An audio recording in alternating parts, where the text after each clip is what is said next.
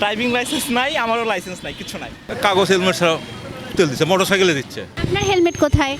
আমার হেলমেট বাসায়। হেলমেট কি আছে আপনার? হেলমেট নেই।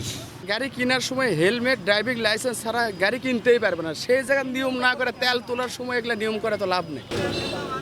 বগুড়ায় জ্বালানি তেল বিক্রিতে শৃঙ্খলা ফেরাতে জেলা প্রশাসনের নির্দেশনা জারি হলেও মাঠ পর্যায়ে তার বাস্তবায়ন নিয়ে দেখা দিয়েছে প্রশ্ন।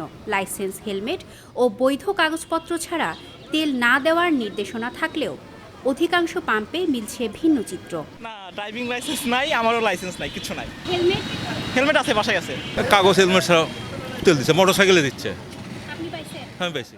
রোববার জেলা প্রশাসক মোহাম্মদ তৌফিকুর রহমান পাম্প মালিকদের এসব নির্দেশনা মেনে চলার জন্য কঠোরভাবে জানিয়ে দেন। বিষয়টি তদারকির জন্য পাম্পে ট্যাগ অফিসার নিযুক্ত করার কথা জানান। তবে প্রশাসনের নির্দেশনা থাকলেও বাস্তবে তার প্রয়োগ খুব একটা চোখে পড়ছে না। বগুড়ার বিভিন্ন পেট্রোল পাম্প ঘুরে দেখা গেছে তেল নিতে দীর্ঘ লাইনে দাঁড়িয়ে আছেন মোটরসাইকেল চালকরা। তাদের বড় একটি অংশই হেলমেটবিহীন অবস্থায় রয়েছেন। পেট্রোল পাম্পগুলোতে হেলমেট ও ড্রাইভিং লাইসেন্স যাচাইয়ের কোনো কার্যকর উদ্যোগও চোখে পড়েনি। ফলে প্রশাসনের নির্দেশনা থাকলেও বাস্তবে তা মানা হচ্ছে না বলেই প্রতীয়মান। সরকারি নিয়মগুলো কি জানেন যে তেল নিতে কি লাগবে? একটু বলেন তো কি কি নিয়ম? লাইসেন্স আর হচ্ছে আপনার ড্রাইভিং লাইসেন্স যেটা, আর হচ্ছে আপনার মোটরসাইকেলের লাইসেন্স, আর হেলমেট লাগবে। হেলমেট। আচ্ছা, হেলমেট কি আছে আপনার? হেলমেট নেই। হেলমেট আছে, বাসায় আছে, আর বাসায় এই জায়গাতেই, যার কারণে হেলমেটের বিষয়ে যে বলা হয়েছে এটা হেলমেট আপনার সাধারণত শহরের মধ্যে লোকাল না হলেও চলে, কিন্তু বাইরে গেলে পড়তেই হবে। এরকম কোনো নিয়ম আপনার জানা আছে যে শহরে হেলমেট লাগবে না? জানা নেই। অনেকে আবার জেলা প্রশাসনের এমন নিয়মকে সাধুবাদ জানালেও নিজেও মানেননি এই নিয়ম। এসেছেন লাইসেন্স ও হেলমেটবিহীন। অনেকে আবার সরাসরি এই নিয়মের সমালোচনাও করেছেন। নিয়মটা ভালোই করছে। এটা কি অসুবিধা মনে হচ্ছে না? না, অসুবিধা তেমন কিছু না। আপনার হেলমেট কোথায়? আমার হেলমেট বাসায়। এই যে সরকার যে নতুন নিয়ম করলে, এই নিয়মটা কেমন লাগছে? নিয়ম ভালো এটা। অনেকে আছে যে আবার অনেকে কাগজপত্র না নিয়ে আসে, যারা এগুলো দেওয়া উচিত। এই আচ্ছা, আপনার হেলমেট কোথায়? আমার হেলমেটটা বাড়ালাম, থুয়ে আসছি। সরকার সঠিক জায়গার নিয়ম করা উচিত।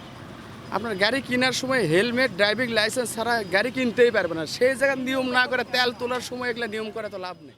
এদিকে পেট্রোল পাম্প কর্তৃপক্ষের দাবি, অতিরিক্ত ভিড় ও চাপের কারণে সব নির্দেশনা বাস্তবায়ন করা কঠিন হয়ে পড়ছে।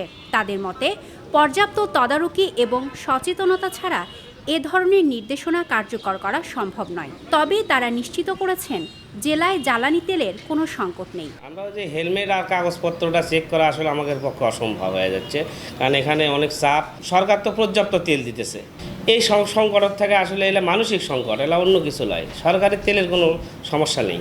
যার 2 লিটার প্রয়োজন তাই নিচ্ছে 10 লিটার, এবং এই তেলগুলোর এক বাইকাররা 2 বা 3 বার করে তেল নিতেছে। সব মিলিয়ে প্রশাসনের নির্দেশনা জারি থাকলেও বাস্তবায়নে ঘাটতি স্পষ্ট। কার্যকর তদারকি ও জনসচেতনতা বাড়ানো না গেলে এ উদ্যোগ কাঙ্ক্ষিত সুফল বয়ে আনবে না। নিয়ম ভাঙার এই প্রবণতা চলতেই থাকবে। তাই শৃঙ্খলা ফেরাতে এখনই প্রয়োজন কঠোর নজরদারি ও সবার সম্মিলিত দায়িত্বশীলতা। স্মৃতি সঞ্চয়িতা অর্থী, দৈনিক করতোয়া।